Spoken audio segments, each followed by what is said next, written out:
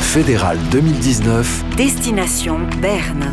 Les parlementaires fédéraux genevois et le canton de Genève parlent-ils d'une même voix ? Y a-t-il une ligne directrice claire pour porter la voix de Genève à Berne ? Éclairage avec Luc Bartassa, ancien conseiller d'État, également ancien conseiller national.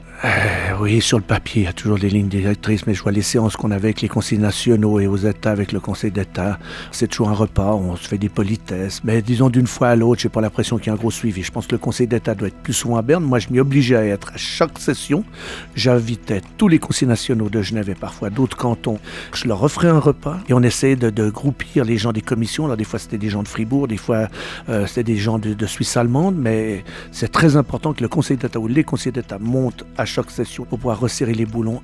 Et c'est vrai que là on a un petit peu de peine. Un manque de consensus cantonal que regrette aussi le conseiller national UDC Yves Nidegger. Dans son viseur, le Conseil d'État. Malheureusement, et sur 12 ans, j'ai pu le constater avec des conseils d'État composés de façon différente, ça a évolué.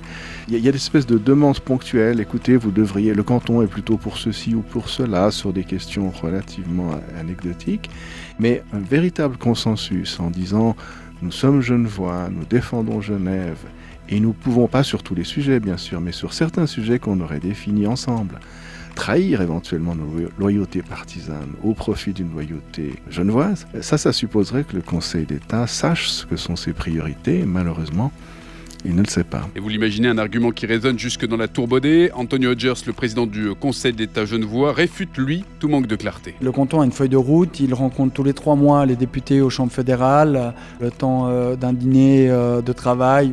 Le gouvernement donne ses enjeux et un des grands enjeux pour Genève, c'est la stabilisation des liens entre la Suisse et l'Union européenne, c'est la préservation de la libre circulation des personnes et c'est quelque part les fondamentaux de l'esprit d'ouverture et aussi de la prospérité de Genève. Et alors nous avons un Yves Nidegger, tout bon soldat UDC qu'il est, qui vote toujours contre les intérêts de Genève, en tout cas exprimés par son gouvernement. Fédéral 2019. Destination Berne.